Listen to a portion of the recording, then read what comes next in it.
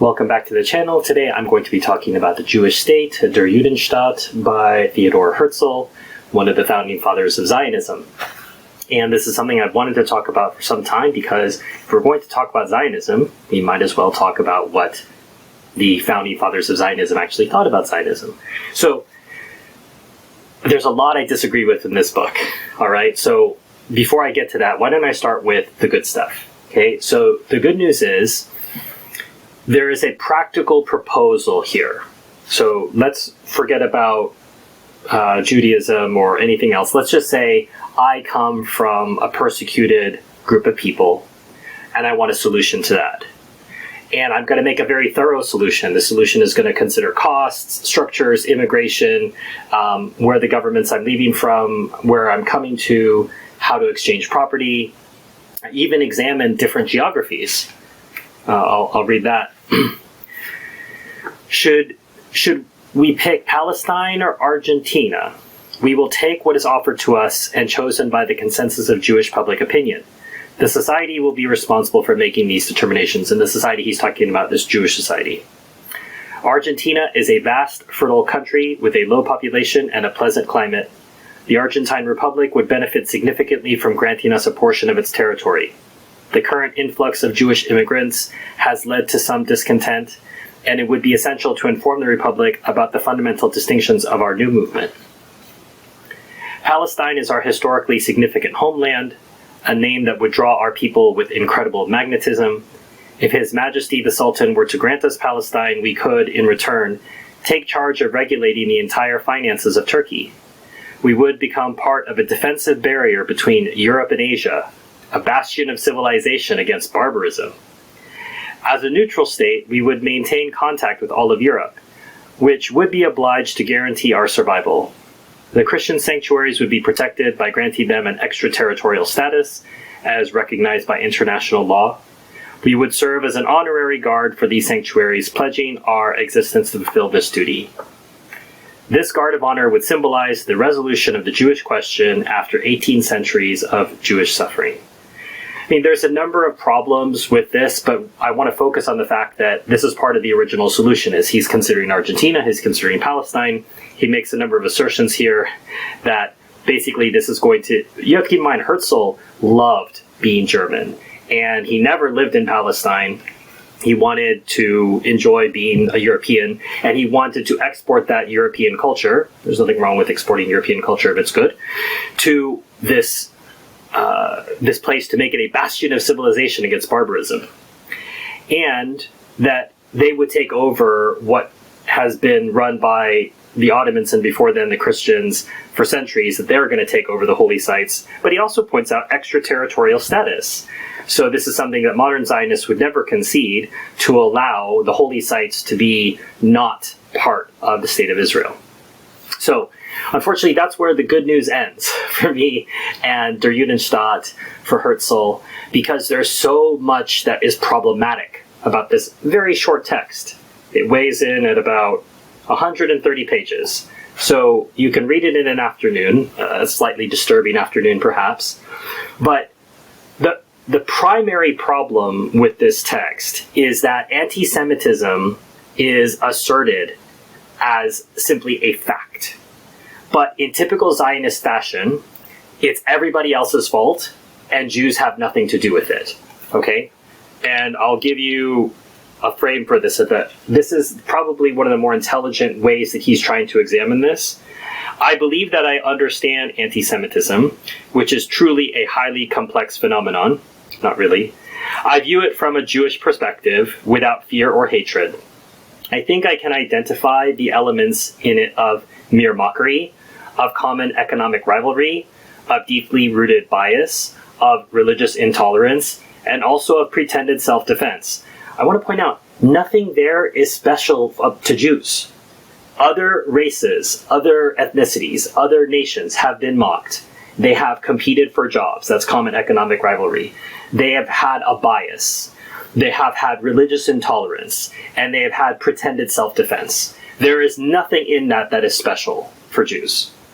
I believe that the Jewish question is not purely social or religious, even though it occasionally takes these and other forms. It's a national issue that can only be resolved by making it a global political question to be discussed and settled by the civilized nations of the world through diplomacy. So, again, anti-Semitism is created as this special thing that no one else experiences and that the Jews have nothing to do with, and then it has to be solved by making it a global political question. So, nowhere in the text, and this is in typical Zionist fashion, as I asserted, they don't have anything to do with it. They don't mention Herzl. When I say they, Herzl doesn't mention that Jews, when in these countries, hosted in these countries before they had attained any sort of citizenship, which they were able to do after the French Revolution for various reasons, Jews would often agitate, cause revolutionary movements in the countries in which they were hosted in order to get more rights. Now, they're going to argue, well, isn't that the right thing to do? Well, people might not take it kindly when you come to their country as guests and then you try to overthrow their governments. And Jews, Zionists, were known for bragging about the fact that they helped to kill Tsar Nicholas in Russia and usher in the Bolshevik Revolution. And that's what we talked about in One Palestine Complete with Tom Segev. I'll put a card to that in the video, that it was well known by almost all the intelligence services of the world that Bolshevism and Zionism, Judaism at this point were all connected. They still are to this day. So the idea that, what did we do? We're just being Jews. As far as their behavior were going, they were revolutionary. There is a Jewish revolutionary spirit in history that can be examined and dissected. And that has to be discussed. It also doesn't mention, he talks about the common economic rivalry, okay, competing for jobs. That's normal. People compete for jobs of different races, and there might be some friction there. That's happened all around the world. That's not special. Jews are not special there. What he doesn't mention, Herzl doesn't mention, is that when Jews take over an industry in these countries, in these hosted countries, they would then lock out the native workers from those jobs. We saw this play out in Palestine under the rubric of Hebrew labor. So the Jews would buy land that had been occupied, worked by Arab peasants for centuries, by absentee landlords or sometimes Arab landlords. But the land was sold. Then the Jews kicked out those peasant farmers who were now landless. They were working as serfs did during the Middle Ages. They got to keep a certain amount of what they had, and then they paid they gave the rest of the crop in rent. This is a system that worked for everybody for many centuries, both in Europe and in the Middle East and in Asia as well. And they kicked them out. Why? Because we must have Jewish labor. We only care about ourselves. We don't care about other races. And so why? Because we're special. This goes back to the rubric of, well, gosh, I don't know why Jews run into trouble in Muslim countries and in Christian countries and in atheist countries or in countries that have nothing to do with Islam or Christianity, that why do Jews keep running into this problem such that they have to create a special category called anti-Semitism? It's not, instead of calling it what it is, discrimination, and discrimination can be for reasons that are understandable or not understandable, but instead of calling it discrimination, they call it anti-Semitism. Instead of calling it a massacre or a riot, it has to have a special name, pogrom, which, by the way, is only from the 19th and 20th century. It's not some ancient name for slaughtering Jews, and even if you look in the dictionary, it just says particularly Jews, but people refer to it as a general riot against a group of people. It's not dying in labor camps. It has to be called Holocaust. And so once you create these special categories, anti-Semitism, something special, pogroms, something special, the Holocaust, something special, then you can then put that onto everyone else, right? The Jews are not different in that have Jews been victims? 100%. But they're not different from anyone else who have been victims in history. Christians have been victims. Muslims have been victims. Hindus have been victims. Everyone has suffered from victimization, but they didn't create a special name for their type of victimization and then create a brand around it. The Jews have just been very good at basically their public relations team. They have a PR team that has branded their victimization and has, with great success, managed to make it part of a world curriculum. So that we're all supposed to learn about this particular, because only the Jews have ever suffered. Nobody else has ever suffered like them. And not only that, we're all supposed to feel guilty about it and make sure that we personally guarantee that this will, quote unquote, never happen again. As if human tragedy doesn't happen, as if victimization doesn't happen, as if we can write it out of history just because we are following the rules given to us by the PR department of the Zionists. And sometimes things happen I'll give you a good example from 9/11 in the US, and you have to keep in mind, part of this is due to the fact that Americans are pretty ignorant about the rest of the world, okay? I know this about my own countrymen, that after 9/11, a number of Sikhs were attacked in New York City. Why? People were upset about the fact that the identities of the hijackers of 9/11 were Arabic. And so they saw these people with these turbans, these Sikhs, and then they attacked them. And some, I think, were actually murdered. But what happened? People saw violence, got upset about it, and then reacted. And so that is not in itself, properly speaking, you could say some anti-Muslim hatred. It was people reacting normally to something distressing that was given to them, right? We saw this was it in the 1920s or the 1930s, where some Jewish terrorists threw a bomb outside of a factory in Palestine, killed a lot of Arabs. The Arabs then went into the factory and killed a bunch of Jews. It is an emotional reaction. I'm not justifying it, but it's understandable within that construct. So it's the same way, why are you seeing some quote-unquote anti-Semitism on the rise in the United States or in other places? It's because people are watching the representative of the Semites, so-called, the Zionists, killing babies. And so people are reacting to that. And they're saying you shouldn't kill babies. They're not necessarily attacking them as Jews. As I said, most people don't care. They really don't care, particularly Americans. We don't care. Americans are not engaged in some conspiracy with every other race and country in the world against Jews. This is just this conspiracy theory that Jews have in their head, which is outlined here by Herzl, in which anti-Semitism exists, and it's necessary to fix it. Now, he gives a number of contradictory statements. So I'll just read some of these assertions. And the main question I'm always going to ask you when I read these assertions by Herzl is, why? Because Herzl just asserts them as factual. He doesn't give us any backup for it. He doesn't argue for it. Now, mind you, it's a pamphlet, so he's not necessarily engaged in giving this, but we'll find out more. If you can ever get a copy of his diaries, you'll find out more about what he really thinks. I want to make it clear and emphatic that I believe in the practicality of my plan, even though I don't claim to know its final form. The Jewish state is a necessity for the world, and therefore it will come into existence. Why is the Jewish state a necessity for the world? Why is it the Kurdish state a necessity for the world? Are Jews more important than Kurds? Why is it the Basque state a necessity for the world? Why is it the Uyghur state a necessity for the world? Why is it the Rohingya state a necessity for the world? So you can't just claim because you're a people, your state is a necessity for the world. You're going to have to make an argument for that. And apart from making an argument for that, you're going to have a practical plan for how you're going to execute that with the agreement of the inhabitants of wherever you're going to be. So you're just asserting that the Jewish state is a necessity for the world, and you fail to prove it. Here are some other points. He says, the Jewish question remains a reality. It would be foolish to deny it. It lingers from the Middle Ages, a burden that even the most civilized nations struggle to cast aside, despite their noble intentions when they give us equal rights. The Jewish question arises wherever there's a noticeable Jewish population. Why? And in places where it initially didn't exist, Jews, during their migrations, often bring it with them. Why? If a place didn't have anti-Semitism, Jews come, and he says they bring it with them. My question is, why? We tend to gravitate toward areas where we don't face persecution, yet our presence there sometimes results in new waves of prejudice and discrimination. Why? Is it always everyone else's fault? The Jews are not allowed to take any fault for this whatsoever? Has nothing to do with their race, but it may be the way that they conduct themselves in disagreeable ways? We have genuinely tried to integrate ourselves into the social life of the communities where we live and maintain the faith of our ancestors. However, we're often not allowed to do so.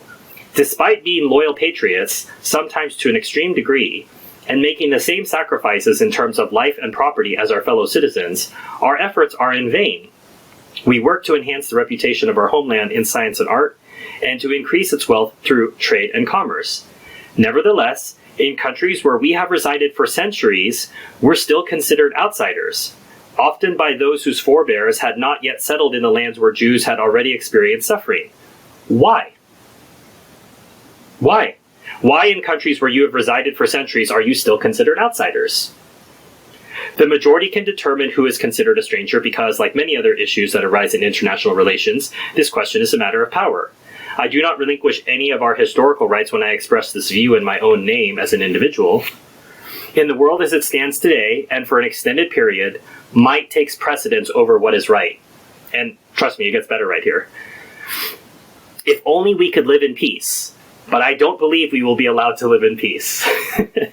Could you imagine that the father of Zionism is saying that all he wants to do is live in peace? Could you imagine how laughable that is, given what has happened? Obviously, I'm not saying that Herzl planned this, but I'm saying that in the light of history, his claim here is laughable. And we'll have more of that. The Jewish situation is undeniably serious. Wherever they live in noticeable numbers, they face varying degrees of persecution. Why? Why? Is there a worldwide conspiracy against Jews? I don't believe it. It is a cross-cultural, cross-religious phenomenon. So is it about an ethnicity or a religion, or is it about the way that people conduct themselves? Can people take responsibility, or is it everybody else's fault? I'm going to keep asking this question.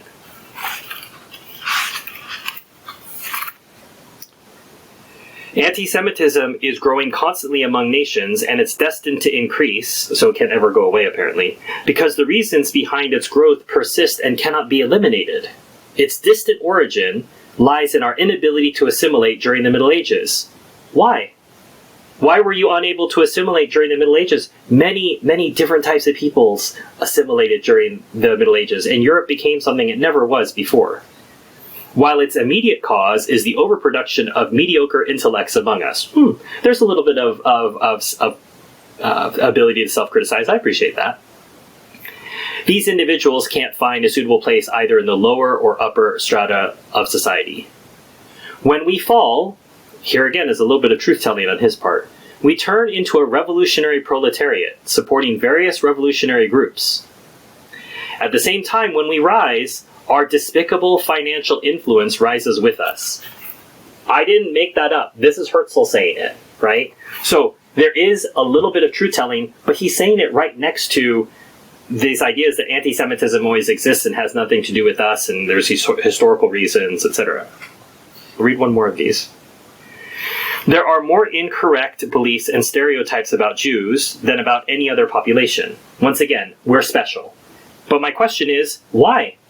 Why are there more incorrect beliefs and stereotypes about Jews than about any other population? Why? What makes you all special? You're not special. I don't know how else to say this over and over and over. You're not special. Nobody cares. Everybody thinks that we care about Jews specifically because of their religion. Nobody cares. It's about the way that you conduct yourselves. And if you conduct yourselves unpleasantly among the nations will react accordingly. It has nothing to do with your religion. Sadly, my fellow Jews may not pay attention to my words until they face the harsh reality of anti-Semitism. The longer anti-Semitism remains dormant, the more forcefully it will reemerge. It can't ever go away. It will always be around. Apparently. The countries where Jews live, whether openly or secretly, all harbor anti-Semitic sentiments. Again, my question is, really? And why? Even if it were to be, I'm not granting that it's true, his assertion, but my follow-up question is why? And remember, this anti-Semitic assertion, the claim line behind it is, well, it's all their fault. It has nothing to do with us. We're just a poor, persecuted people. We're faithful to the religion of Moses, and, the world hates us for that. And when you say it out loud, you realize, how ridiculous is that statement? Nobody, especially in the modern world, which doesn't care about religion, doesn't care about God. You think that we care about your religion? The modern world doesn't care about any of that. But yet you're still claiming that that's the reason people hate you? It doesn't make any sense. It's just not coherent. Now, this is where the contradiction comes in. So after he's gone on and on, it's never going to go away. It will go away for a little while, but then it will come back, etc. He says, the departure of the Jews will not cause economic disruptions, crises, or persecutions. In fact, the countries they leave will experience a new period of prosperity. Christian citizens will fill the positions left by Jews, resulting in a smooth and gradual migration, which will put an end to anti-Semitism. So apparently all you have to do is leave the country, give the jobs back to the Christians, and anti-Semitism is going to go away. That's what Herzl says. Is that not the most ridiculous argument you've ever heard? And this is, as I was reading this and I was making my notes in here, I just thought, like, I couldn't fathom that this was one of the foundational documents of the State of Israel, because there's so much ridiculousness in it. Here's another contradiction. Remember, he says that anti-Semitism is going to go away once the Jews leave, which means he's asking for ethnic cleansing. He wants the Jews to leave and go somewhere else. The very fact that Jews seem inaccessible fuels and intensifies the hatred toward them. Anti-Semitism is growing constantly among nations, and it's destined to increase because the reasons behind its growth persist and cannot be eliminated. I've read part of that already. I talked about before that they said that they cannot live in peace, and I see something that I see today, which is when people like Norm Finkelstein or Zach Foster or Amira Haas or Ilan Pape, all Israelis, all ethnically Jewish or religiously Jewish from their childhood, even though they may be atheists today, if they dare to speak against the Zionist project, they're considered self-loathing Jews. And I found out that this was something that Herzl targeted back in 1896 when this book came out. Those who are assimilated. Now remember, he's lamenting that, I don't know why Jews can't assimilate themselves. But then he says, those who are assimilated, and he puts it in quotes, express their hidden discontent through, quote, philanthropic endeavors. They establish emigration associations for wandering Jews. Oh, what a terrible thing. There's an ironic aspect to this situation, though it's not amusing when human lives are at stake. Some of these charitable entities are formed not to help persecuted Jews, but to expeditiously send these unfortunate individuals away as far as possible. But you want people to move to Argentina or Palestine, but your project is good, but these people's project, that's not good. Consequently, upon closer examination, many individuals who initially seemed like friends of the Jews reveal themselves to be nothing more than anti-Semites with Jewish ancestry, masquerading as philanthropists. Can you imagine this? The audacity of, or to take a Yiddish word, the chutzpah of this, that people who create charitable associations that work with wandering Jews who then try to resettle them in a place, could be far away, but maybe far away is the only place they can afford land to send them, they're considered anti-Semites with Jewish ancestry masquerading as philanthropists. Can you imagine? You can't even do something nice for the Jews without being accused by the Jews of hating Jews. You really can't make it up. So, Zionism is flawed in many ways as a philosophy, but I think the fatal flaw in Zionism, why it's so under attack today, because the world is actually scrutinizing it for the first time, maybe as a whole, as a society, it lacks the ability to self-critique and to reform. And any organization in the world, any purely human organization, and Zionism is a human thing. It's not a religious movement. It's a purely secular movement, which takes advantage of some religious themes when it feels like it. But it's not a religious movement. Don't kid yourselves. Remember, David Ben-Gurion lived in Palestine for 3 years before he visited Jerusalem. Don't kid yourself. It's not a religious thing. It has nothing to do with religion. Zionism is a secular movement. But any human movement that lacks the ability to self-criticize cannot last, because you have to be able to criticize and reform the human elements of anything, because people fail. We're humans. We're afflicted by original sin. We need grace to persevere and to do better. And part of working with grace is doing what you have to do in the natural order. In Catholicism, we say that grace builds on nature. So you have to take care of the natural side of things so that grace can build on top of that. So you have to be able to criticize yourself. You have to be able to look and say, this is wrong and this needs to be fixed.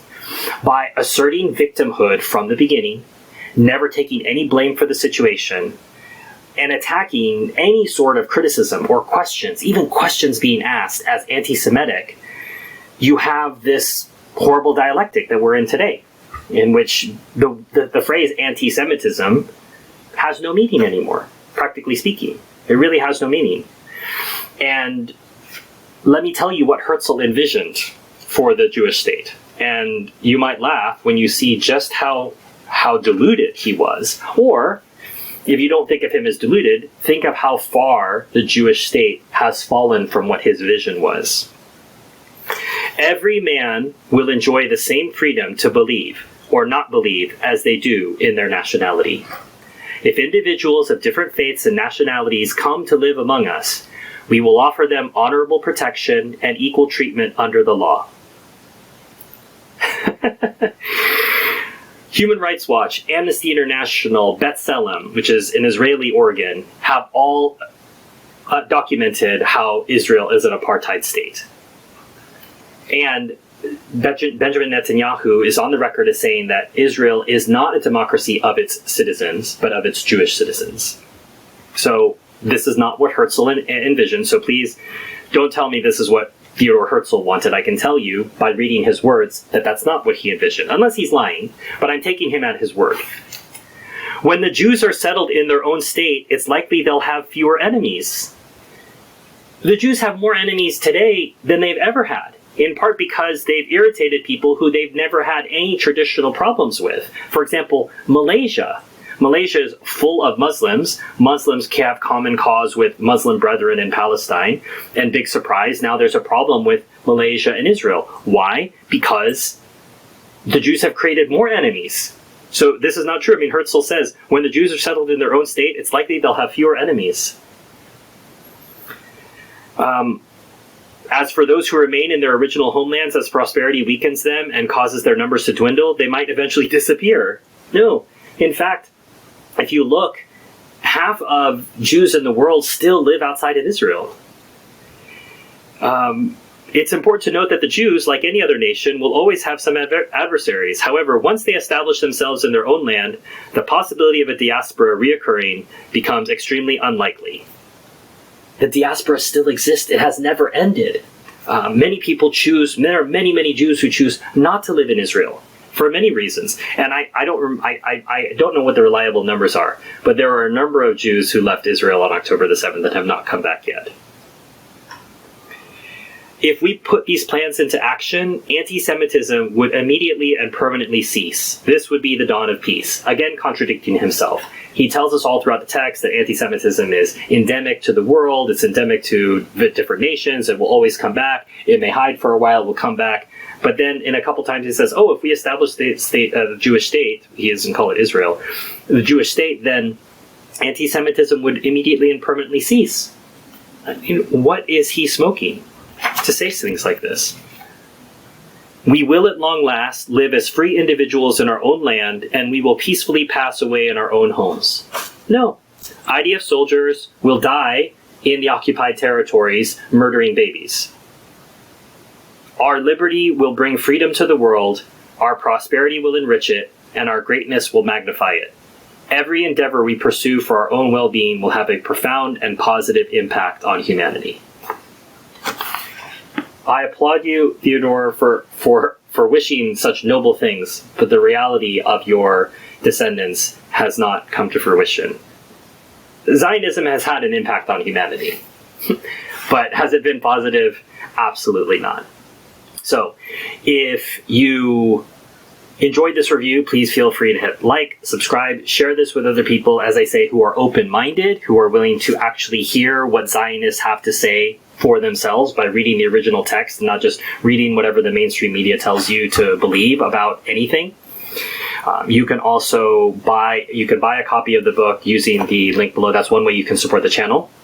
Another way you can support the channel, obviously, is by becoming a patron. That will get you early release to videos like this one, and will also allow you to have conversations with me about anything that you're interested in, whether it's about what I'm studying this year or what I'd like to read in general, or different books I can recommend. I'm happy to do that. You can do that by becoming a member of Patreon or the YouTube membership, whichever one you prefer. You can also send a super thanks if you like the video. And you could also buy a book from my Amazon wish list, which, as I say at this point, are representative books I'll be reading in 2025. As I say, 2024 is fully booked already. Also, remember that all these different ways that you contribute to my work here, a portion of those proceeds in 2024 is going to go to the Palestine Children's Relief Fund, which helps children Palestinian children who could not otherwise get medical care get that medical care that they need, often by evacuating them to countries outside of the war zone, and hopefully being able to bring them back when things calm down. We don't know when that will be at this point in 2024, but we certainly hope and pray for it, and whatever we can do to work for it, we should. As always, enjoy your reading.